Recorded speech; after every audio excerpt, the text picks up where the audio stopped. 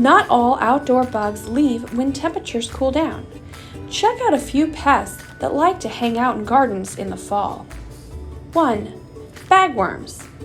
Bagworms like to eat plants and trees, especially evergreen species. Their feeding can cause browning and death to leaves. They create cases that look like miniature pine cones. 2. Aphids. Aphids feed on the sap of plants, causing curled and spotted leaves. They secrete honeydew, which can promote mold growth. 3. Stink bugs. These bugs release an unpleasant odor when disturbed or crushed. They feed on plants, vegetables, and fruit, leading to holes and discoloration. 4. Cucumber beetles.